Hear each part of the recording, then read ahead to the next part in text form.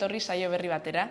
Gaurkoan, elkarrizketa bakarra izango dugu. Elisarekin egongo garaizketa Palestinaren aldeko ibilaldiaren antolakuntzari buruz.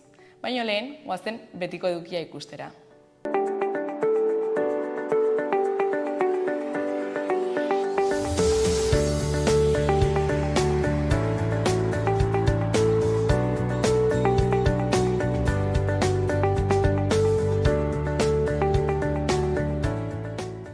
Goazen orain gaurko efemerideekin.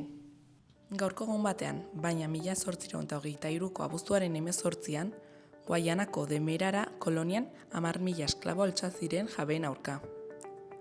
Plantazioz plantazio joan ziren armak eskuratuz eta jabe britainiarrak giltzapetuz. Matxinada baketsua izan zen esklaboen aldetik, baina britainiarrek erantzun gogorra eman zioten. Egun berean, baina 1904an, Maria Maguna Zelaia Loroño jaio zen, Euskal Herriko lehengotariko txirrindularia. Emakumeen artean lehena izan zen. Aita hiltzean, Eibarrera joan zen bizitzera amarekin. Eta han, hasi zen Maria lanean. Urte batzuk beranduago, 1939an, Adolf Hitlerren gobernuak desgaitasun larrien bat zuen aur jaioberriak hiltzeko programa abiatu zuen. Dekretu bidez, osasun arloko profesionalak behartu zituzten 3 urte, baino gutxiago gaixotasun fisiko zein mentala zituzten aurren berri ematera. Eta bukatzeko, 1977ko abuztuaren 18an, Hego Afrikako poliziak Steve Biko atxilotu zuen. Beltzen kontzientziaren mugimenduaren sortzailea eta apartheidearen aurkako ekintzaile garrantzitsua. Aldarrikatzen zuen beltzek ez zutela sekula askatasunik lortuko zuriak baina gutxiago sentitzen baziren.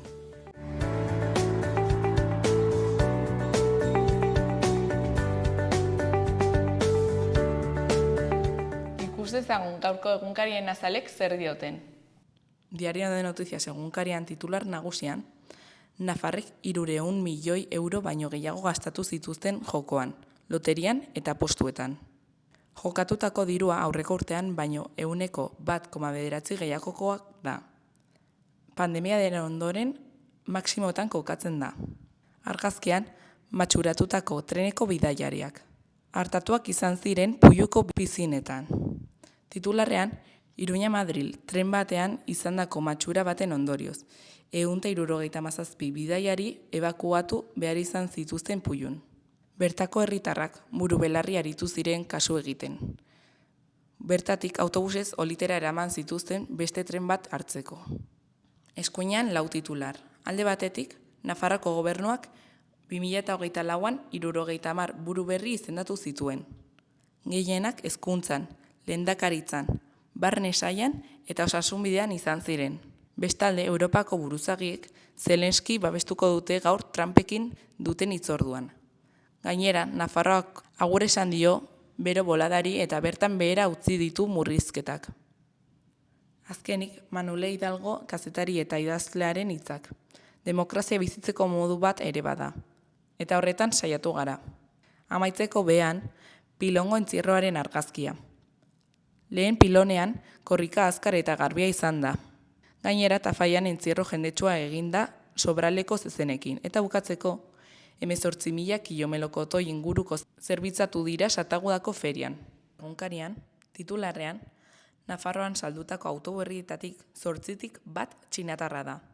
Marka txinatarrak 19% iritsi dira abuztuaren lehen 2 asteetan.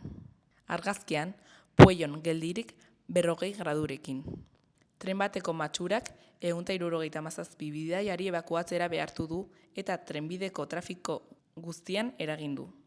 Eskuinean 3 titular. Alde batetik, Europako buruzagiek Zelenski babestuko dute, Donald Trumpen aurrean. Von der Leyen, Macron edo Meloni izango dira gaur etxe zurian egingo den bileran. Bestetik, Iruñak bere errekor historikoa gainditzear dago bere boladaren azken egunean. Gaur, temperatura maksimak 28 gradura jaitsiko dira hiriburuan. Azkenik, nekazari gutxiago daude, baina landatutako azalera berdina da. Garagunkarian, titularrean, Aitor Zabalgogeazkoa MSF-ren larrialdietako koordinatzailea Gazan. Honela diote bere hitzak. Gazan ez dira kaleak geratzen. Dena hondakinak da. Gazatik itzuli berri, Aitor Zabalgogeazkoa egoera dramatikoa deskribatzen du. Biztanleria nekaturik eta gauzak aldatzeko itxaropen gutxirekin. Salatu duenez, Gazan kaleak ez dira geratzen. Dena hondakina da. Eta gazatarrek sistematikoki jasaten dituzten erasoak baita ituriko josete hilaretan ere. Argazkian Urkulluk txiki eta Ota Egiren biktima izaera aldarrikatzen du eta errespetua eskatuz. Behan, alde batetik, Eneko Asperen hitzak ditugu. Zientzialaria eta ikertzaile disiplina anitzekoa. Adimen artifiziala dagoeneko gizakiak, baina hobea da esparru batzuetan. Behan, 3 titular. Lehenik, Nvidia eta AMD, AEBren eta Txinaren arteko txip fabrikazioaren borrokan 2 erraldoi. Bestetik, itxaski oiasko edo foie arrozak. Bilboko jaiak ez dadin gelditu. Azkenik, Robert Navarro estreinatu da eta San Mamesen Athletic Sevilla aurrean garaipen zai bat eman dio. Bukatzeko, Markel de Bilbaoren erreportajea. Starmerrek xenofobia normalizatu du Britania handian. Keir Starmer, lehen ministro britaniarrak gogortu egin du migrazio politika. Arazo nagusi gisa aurkeztu du. Eta diskurtso xenofoboa eta neurri zorrotzak normalizatu ditu. Eskuin muturraren hildoa bere eginez. Euskal Herria irratiari dagokionez, titular nagusian, Belateko tunela itxita izango da gaur eguerdira arte. Goizeko 8:00 eguerdiko ordu batetara bitartean egingo dute mozketa. Iruñerako noranzkoan. Kontrako norabidean ez du errepidean eraginik izango. Eskuineko berrietan goikoan, Guarten jarriko du karpa gure zirkoak irailaren 26tik urriaren 11 bitartean. 10 emanaldi izango dira eta sarrerak abuztuaren 20an jarriko dituzte salgai. Bukatzeko, honen azpian, trena geldirik eguzkipean. Iruñetik Madrilera ibilbidea egiten duen tren batek matxura izan zuen atzo eguerdian. Pullu herriaren parean. Eta 177 bidaiarik pairatu zuten atzerapena.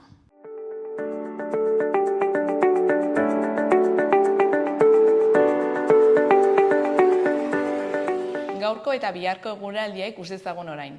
Gaur, giro freskoarekin hasiko dugu astea. Temperatura maksimoak leku gehienetan 22-25 graduko artekoak izango dira. Araba eta Nafarroa hegoaldean altuagoak izango dira. Oraindik baliteke 30 graduko ingurukoak izatea. Zeruan hodei ugari ikusiko ditugu. Batez ere, ipar partean.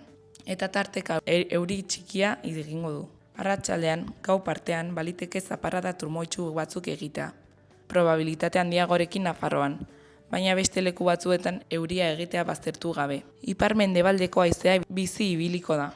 Asteartean temperatura freskoarekin jarraituko dugu, eta zaparradak egingo ditu ipar isurialdeko zenbait lekutan. Egun osoan, hodeiak izango dira nagusi zeruan, batez ere Kantauri isurialdean. Eta euri txikia eta tarteka zaparradak trumoitsuak egingo ditu. Arratsaldean, hodeitza zertxobait gutxituko da, baina Araba eta Nafarroan hegoaldean gehiago jaitsiko dira. Iparraldeko eta ipar mendebaldeko haizea bizia ibiliko da.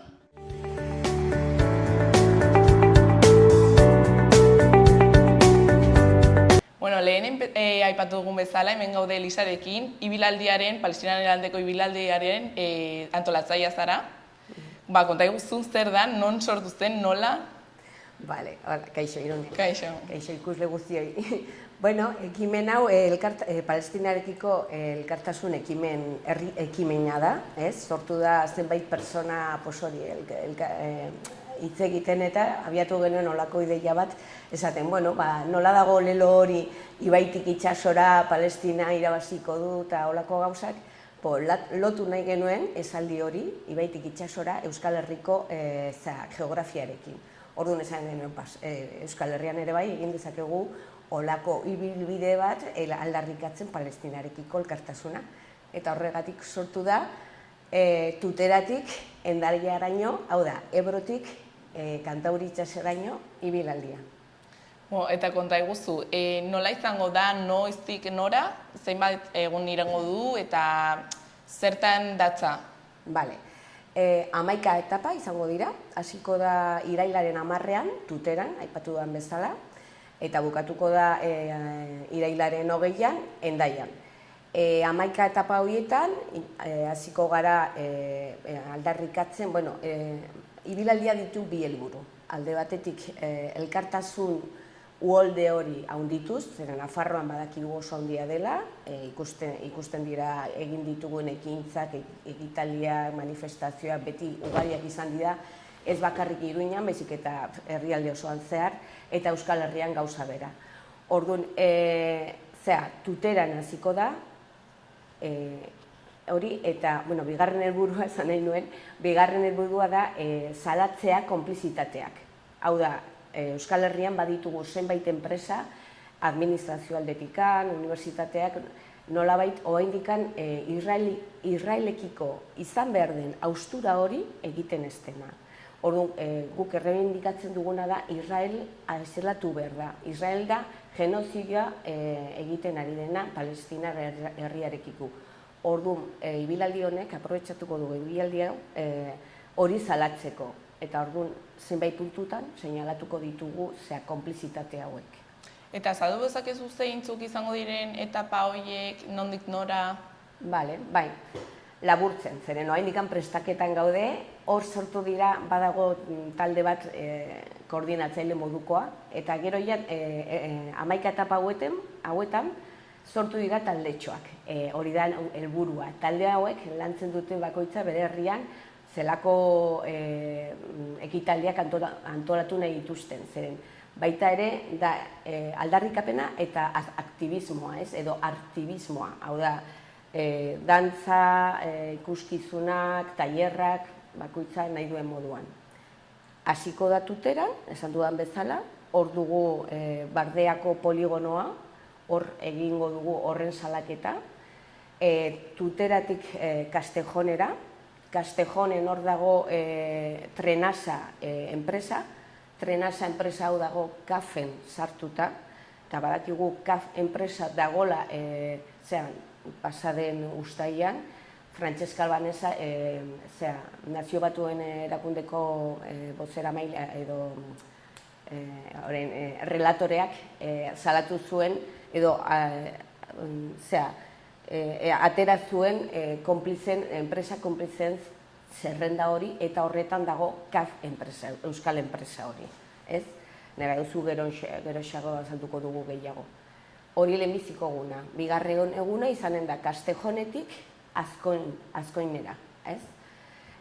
Azkoinen kasualitatez jaiak dira, eta hor barnean sartuko da gure martza, ongietorri ofiziala emango digute udaletxetik, beraz primeran, izango du herri bazkaria, izango dugu, eta, nahiko plan ederra, baina aldarrikapena hor egonen dare bai, ez? Gero, 3. etapa izanen zen Azkoienetik Tafallara. Hor, ibilaldi luxe xamarra dugunez, 26 kilometrokoa murriztuko dugu, zeren gainera nahiko errepidetik doanez, egingo dugu pixka bat trampa eta faltzen ingurutik hasiko gara. Eta, Tafallan bertan ere bai, izango dugu ongitorria, hor udalak ere parte hartuko du, beraz, ere bai, ekitaldi politak izanen dira. 4. egunean, Tafallatik, Baldorban sartuko gara, Soltsagarrian ere bai bada Baldorbako eguna, eta orduan ere hor bertan izanen da ongitorria martxari. Toki hau guztietan, lantaldeetan parte hartu duten jendeak nolabait ikusi dute nolabait zartu behar dugu ibilaldi hau, aldarrikapen hau, elkartasun keinu hau, gure programazioan, eta horrela izan da etapaz etapa. Gero hori da larunbatean, gero Soltsagatik, hor Soltsagan bukatzen dugu larunbatean, baina igandean hasiko ginateke Emetorres enpresa. Emetorresek egiten ditu gauzak militar enpresen dako, eta badakigu azkenean enpresa hauek F-35 gazkina edo Estatu Batuek saltzen diotela Israel gobernuari, eta hori da erabiltzen dutena bombardeatzeko Gaza eta Palestina, ez? Eta orduan emetorrezen izanen da salaketa, hortik noainera, noainen ere bai ongi etorria emango digu udaletxetik, eta, bueno, izka-bizka izango da, edo zeo zer. Bestetan ere jaiak izango dira? Ez, jaiak ez, baina, bueno, udalan nahi zuen parte hartu, zeren duela ustaian, noainen onartu zen jalak aurkeztutako mozioa, oso potentea den mozio bat, eta horren bidez udalak involukratzen dira askoz gehiago, eta martxa, ibilaldi hau ematen du pasoa, horretan aritzeko. Eta, bueno, hau da, izanen zen igandea, irailak 14an, orduan noainetik abiatzen gara Iruñeruntz. Iruña zeharkatzen dugu zuhiltzaileen parkea, hauek beti egon direla ere bai aldarrikatzen eta salatzen genozidioa. Eta hortik abiatuko gara Osasunbidea. Osasunbidean salatu nahi duguna da Osasunbideak edo Nafarroako gobernuak oraindikan Tebarekin, israeldar farmazeutika honekin duen lotura, zeren joaten bazara edozein medikoaren gana, preskripzioa ematen dizuten medizinak izan daitezke Teba markakoak, eta Teba da israeldarra. Orduan horrekin apurtu behar dugu baita ere. Eta, bueno, hori izanen da salaketa gune bat, hortik Zara denda erraldoi horretara, Iruñan dagona, baita ere, Zara genozidio honen ardian ireki dute Telabiten urte honetan kriston espazio bat, salmentarako, eta, bueno, badakigu bere nagusiek eta han bertan ordezkatzen dituzten gerenteak eta harreman estua dituztela sionismoarekin, eta horregatik salatu nahi dugu Zara enpresa eta Inditex. Hortik abiatuko gara, Orbital, ez dakit Artika den edo Iruña, zehazmeatz. Baina hor ja egin dira zenbait salaketa, Orbital dago CAF enpresa barruan. Lehen aipatu dudan bezala, CAF zerrenda horretan dago, Nazio Batuen ebazpenak anteratako zerrenda horretan. Ari da proiektua, hau da Israeldik, Jerusalem, lotu lur okupatuekin, Palestinak lur okupatuekin, eta hori erabat alegala da, horrela esan du nazioarteko eskubideak, eta ezin da proiektu hori aurrera eraman, eta agata guztiz ere, CAF enpresa jarraitzen du egingo duela, ez? Eta hortik abiatuko gara Antsoainera. Antsoainen ere izanen dugu herri bazkaria, eta gauza mordo bat. Gero, luzatzen ari naiz, 11 etapa dira. Asko, bai, zuk azaldu guztiak oso interesgarriak direla. Bai, etapaz, urbitzen ari gara xaloak duen eremura. Astelehenean izango zen ja, etapa oso polita izango, etapa guztiak politak izango dira, nik uste. Animatzen ditu, gero animatuko duzendea. Baina, asteleheneko etapa, hau da, irailaren 15, da, Antsoaintik Larraintzara. Horra ari dira prestatzen gauzak, zehazmeatz ez dakit.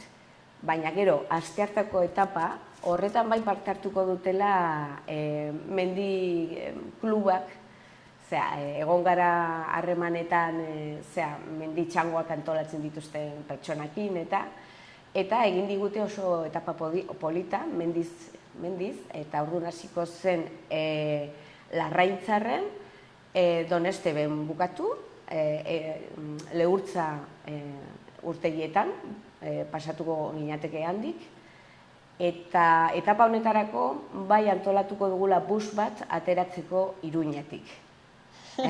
Laguntzeko pixka bat zen etapa... Bai, ez da zer gertatzen, pixka bat laguntzeko oso ongi datu. Bai, zen etapa hau da, 26 kilometrokoak, gehienak, azkenen ikuste uneko luzea dira, baina, ez dakit, giro politan izango da, reivindikazioa hor gure ahoan, eta nik uste dut ongi aterako dela. Eta gero Donesteben, hau da ja asteazkenean, Donesteben jautzi egiten dugu Baztan aldera, Eta hor bai badago talde eder bat lanean, badakigu martxan sartuko dela Oronostik, gero hortik joanen da Elizondora, eta hor Elizondon bai prestatu dituztela gauzak. Eta gero Elizondotik, izango zen uste dut ostegunean, anazten naiz, Elizondotik bera, hor Maldarrekako lagunek ere bai, hor daude, prestatzen gauzak, horretaz oraindik ez dut berririk, baina izango da zerbait. Eta hurrengo gunean izango zen ostirala, beratik joango ginateke Irunera. Gipuzkoa zeharkatzen dugu Nafarrotik alde eta Gipuzkoan zartu, Irunen badago enpresa, berriro dugu enpresa zaratzeko. Eta larun batean bukatuko zen, hau da irailaren 20an, Hendaian, Irunetik Hendaiaraino, hortik pasatuko ginateke Carrefour espazio komertzial handi horretatik. Carrefour 11 aldiz salatu da Euskal Herri osoan eta mundu maila osoan bere implikazioa zionismoarekin erabatekoa, genozidioan egon da askaria ematen soldaduei, gero badituzte bere dendak lurra okupatuetan, orduan beraz Carrefourren salaketa potoloa da. Eta nik uste dut hori dela labur bilduz. Hartu zue garrantzia handia salatzeko hainbat enpresa. Konta eguzu zergatik ikusten duzue horren garrantzia salatzeko eta boikota egiteko? Ikusten dugu gauden, hasieratik, Palestina herria jasotzen duen egoera, ez zen jaio 2023ko urrian. Hori izan zen, erresistentziaren erantzun bat, eta, 75, orduan lehen 23an, 75 urte zeramatza Palestinar herria jasotzen apartheidia kolonialismoa, Israeldar estatuaren menpe, eta orduan genozidio hau gogortu denean hainbeste egoera hau, non ikusten ditugu milaka eta milaka hildakoa, esaten dira 70.000, baina denok dakigu askoz gehiago izango direla, askoz gehiago. Eta gosea, egarria eta guzti hau gainean jarrita, da une bat edo benetan Israel aislatzen dugu eta erabat baztertu egiten dugu gure harremanetatik, edo bestela mundu hau ez dakit zertarako balioko du. Giza eskubideak bertan bera geratu dira genozidio honen aurrean. Orduan, badakigu mendebaldeko potentziak eta estatu batuak idatuta erabiltzen dutela Israel, estatua bere eskudoa bezala munduko zonalde horretan, ez? Eta orduan, beraiek mantentzen dute, egoera hau, mantentzen dute estadu hau, estado ficticio, mesianiko den estatu bat, entzuten badiozunetan jajuren hitzak, el pueblo elegido eta alako gauzak esaten dutenean, ez dute zentzu handirik olako 21. mende honetan, ez? Eta orduan ikusten dugu beharrezkoa dela benetan salatzea. Ez bakarrik politikoki, hau da harremanak apurtzea administrazio batetik bestera, hau da enbajadorea botatzea edo, baizik eta harreman ekonomiko guztiak, unibertsitateekin, adibidez, gero kirol arloan, adibidez ikusi zen Eurovisionena, Israelek ez zuen parte hartu behar, kanporatu behartzen eta derrigorrez giza eskubideak eta kolonialismoa bukatu, giza eskubideak errespetatu arte eta kolonialismo egoera honekin bukatu arte, Israelek ezin du parte hartu. Ez kirol arloan, ez akademiako arloan, ez mundu kulturalean eta are gutxiago administrazio mailan, ez? Orduan horregatik indartu nahi dugu mezu hau. Bada garaia, benetan jendeak egiten dugu, kaleko jendeak egiten dugu boikota eta egiten dugu olako iuak, ez? Carrefour kanpora eta olako gauzak. Administrazioek hartu behar dute ja, benetan erabaki, benetazko erabakia indarrean jarri. Eta azpimarratu nahi dugu, gure kasuan, bai Nafarroko gobernua, Euskal Erkidegoa, Espainol gobernua eta Frantziar gobernuarena, jakina. Eta salaketaz aparte, ibilaldian egongo dira beste ekimenak kulturalak Palestinaren alde edo, zer egongo da? Bai, pues, egia da, sortu dira abesti pila bat Palestinaren erekiko, osea, hemen Nafarroan eta Euskal Herri mailan talde asko daude kantatzen Palestinaren aldeko kantak, eta hori nolabait bozgailua eman nahi diogu, kantautoreak dira, badira, aktivismoa da, ez? Guk egiten dugu manifestazioa, konzentrazioa, baina hauek artearen bitartez egin nahi dute ere bai salaketa eta parte hartu nahi duten elkartasun uholde honen barruan, ez? Eta, bueno, izenak ez ditut aipeatuko, seguro baten bat usten dudala, baina horri izango ditugu taldeak laguntzen. Tafke tailerra, hau da palestinar dantza, herri dantza, saiatuko gara egiten, gero umeendako dantzak, hitzaldiak, dokumentalak edo pelikula proiekzioiak, eta, bueno, atera dugu astu zaitezatea, atera dugu zenbat materiala, hemen dugu gure txalekoa, gure petoa eramateko martxan zehar, ez? Hau salmentan jarriko dugu bihartik aurrera, bihar egingo dugu prensara, gaur aurreratu gara zurekin, eta bihar egingo dugu aurkezpena prensan, eta orduan salmentan jarriko ditugu peto hauek, ez? Bai, eta konta eguzu beraz nola lortu ezakegu petoa, nola lortu ezaketu ibilaldian parte hartzea? Bueno, pues hori tokiz-toki egingo dute bere zabaltzeko modua, baina, bueno, sare sozialen bitartez fijo, eta gero komunikabideetaz arduratuko gara horretaz ere bai. Sortu dugu Yahoo kontu bat, eta, bueno, horren bitartez bideratuko dugu prentsarena, baina herri-zerri, horri izango dira seguro kartelak, eta, bueno, badakizu gaur egun badaudela olako talde mordo bat WhatsApp, Telegrametik, eta hortik sortuko dira nolabait puntu zehatzak adibidez, tuteran aterako gara goizeko 9:00 puntu honetatik, ez? Olako gauzak izanen dugu finkatuta egunez egun, horrez, beraz, eskeskatut informazio hori emango dugu egunez egun, jakiteko jendea ze puntuan hasi eta non bukatu. Eta nola kolaboratu dezake pertsona batek ibilaldian? Parte hartzen. Egin ez duguna da azpiegitura erraldoia. Zeren, nola, olako gauza bat proiektatzen duzunean herriari, ez dakizu, 5 pertsona etorriko diren, ara 200. Beraz, eskatzen duguna bakoitzari da, bere kotxearekin taldeka joan, hau da, ateratzen gara lehenbiziko eguna Castejon, tutera Castejon. Kotxea utzi Castejonen edo tuteran, eta horrela, ez dakit, moldatuko gara ere bai, zeren herrietan egongo dira lagunak kotxearekin lagunduko dutela, Castejonen bazaude eta kotxea utzi baduzu tuteran, saiatuko gara bideratzen hori, ez? Gero, ibilaldi osoan zehar izango dugu 2 edo 3 kotxe laguntza, ez?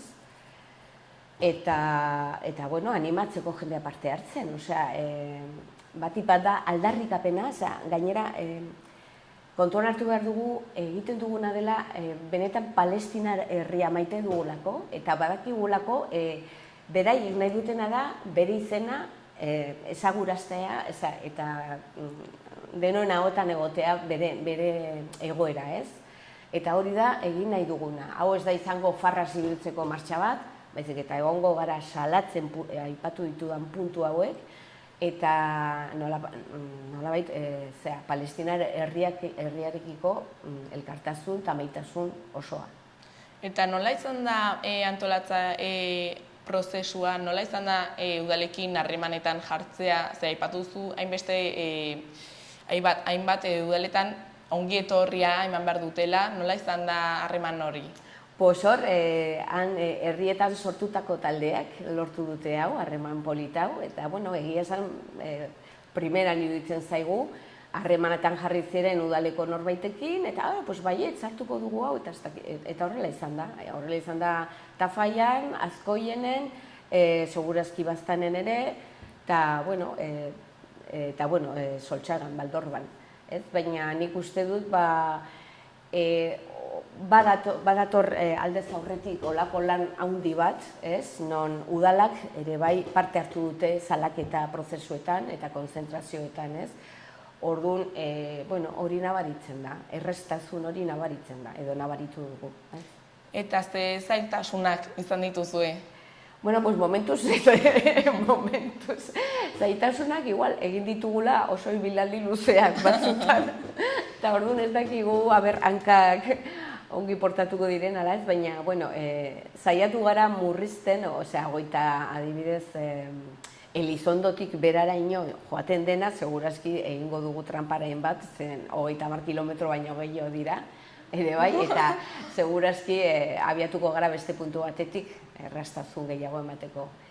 Eta oztopoak horiek izan dira, baina gainerako guztia, tramite burokratikoekin oendikan ez garazi, espero dugu ez izatea, arazoak, baina, egia laguntza izan dugu, eta ikusi dugu sare sozialen bidez nola zabaldu da hain azkar dena, zabaldu genuen hasiera batean bideo bat, gure hitzetan bideo moskeo esaten genion, aipatu gabe zehatz mehatz zer zen, eta aia jende guztia, eta hau nola izango da, eta nola parte hartuko dugu, eta ez dakit, ez?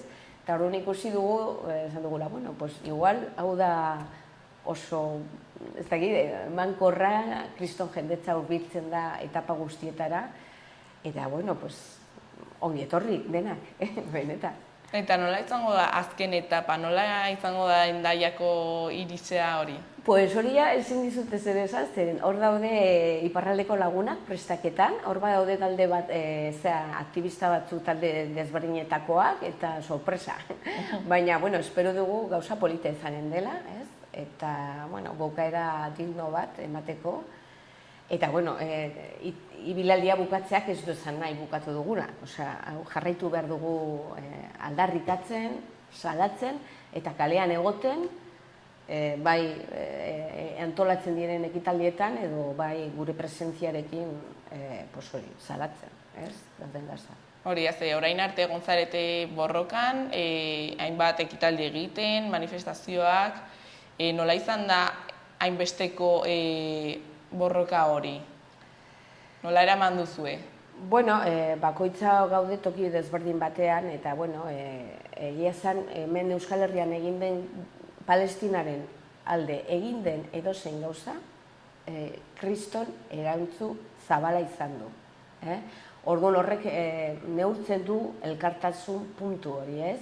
Elkartasun maila oso altua du hemen Euskal Herrian, betidanik izan da Palestinarekiko elkartasun hori egia esan, ni daramatzat urteak eta urteak ezagutzen bere egoera, lehen komentatu duguna kolonialismoa, etzen jaio urrian, 23ko urrian, ja 77 urte daramatzate, beraz hor egon gara beti gu ezagutzen hoien testigantzak, hoien ibilbideak, intifadarenak, azkenean Israel gobernuak egin nahi duena da ezabatu bere memoria, ezabatu herri oso bat, eta hemen Euskal Herrian badugu horren historia pixkatxo bat ere antzekoa, ezabatu nahi izan gintuzten aspaldian, ez dute lortu, hor egon gara kalean ere bai, eta nik uste dut igual lotura hori egiten digula elkartasun keinua handiagoa, Palestinarekiko.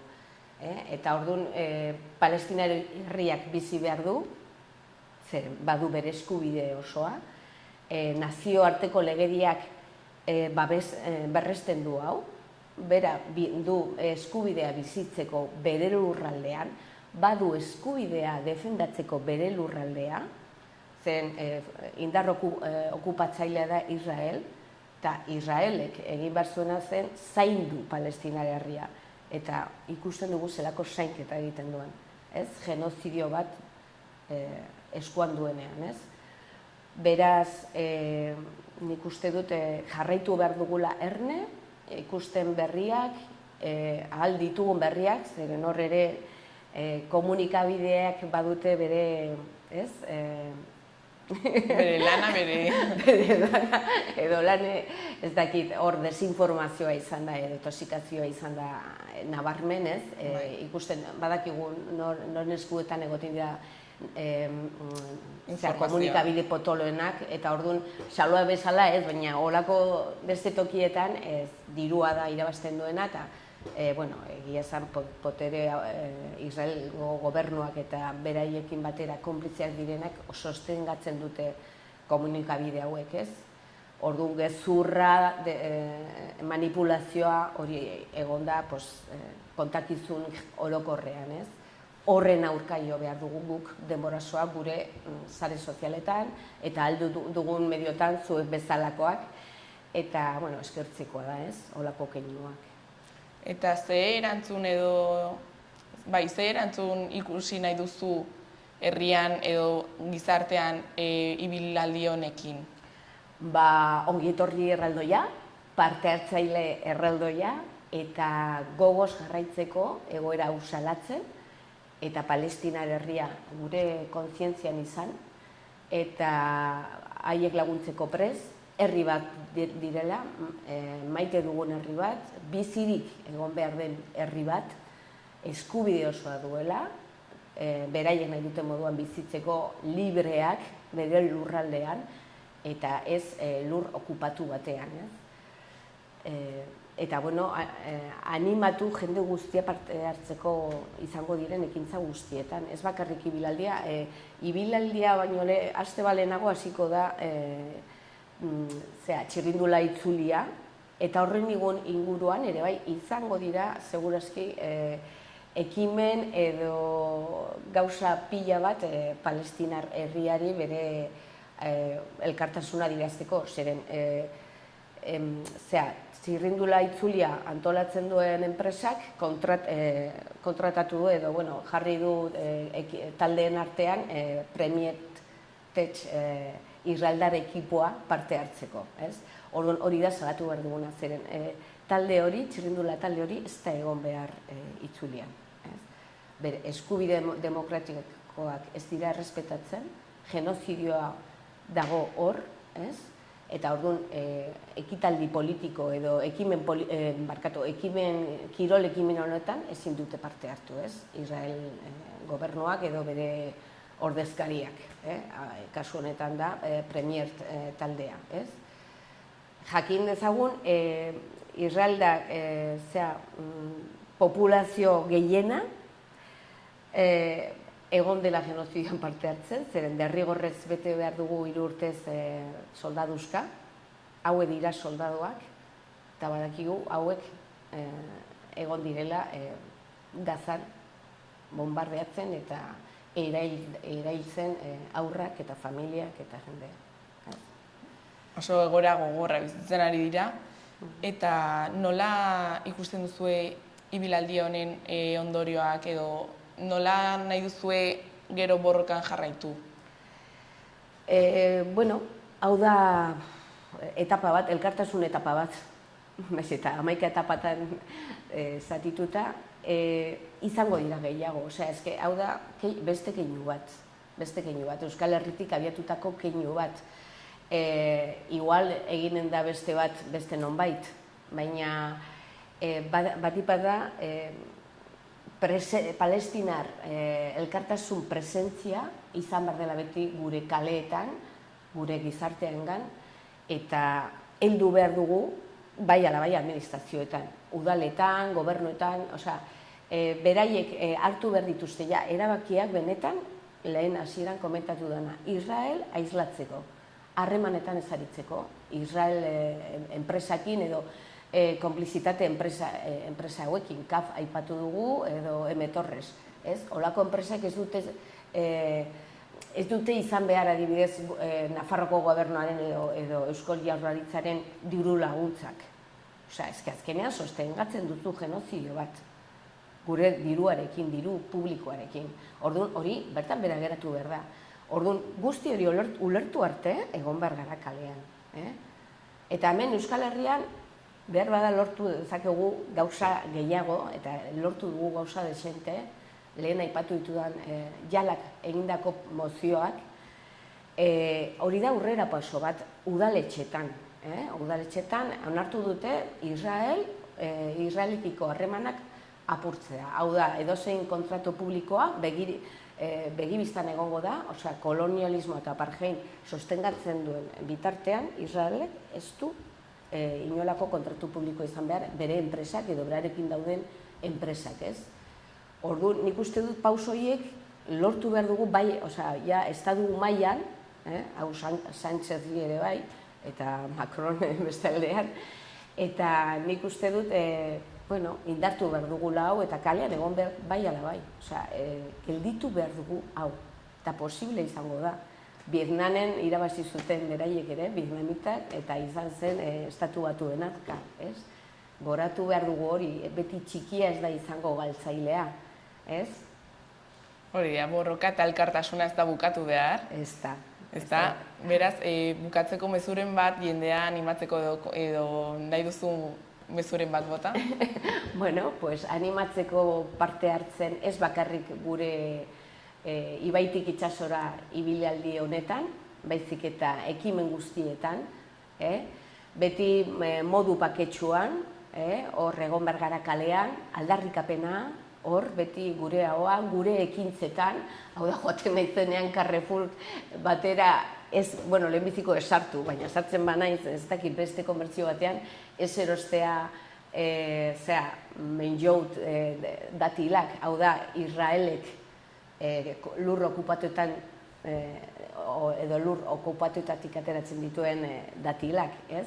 Horiek ez erosi, edo marka pila bat daude hor sare sozialetan, ez konsumitzeko, eta, bueno, beti bihotzean Palestinar herria, eta ahal dugunean beti haiekiko elkartasuna eta maitasuna.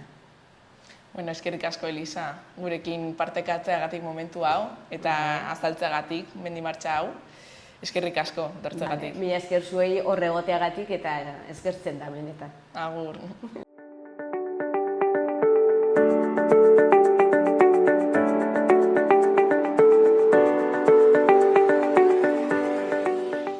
Hau izan da dena, mila esker zuen arretagatik, bihar ikusiko gara elkarrizketa berriekin.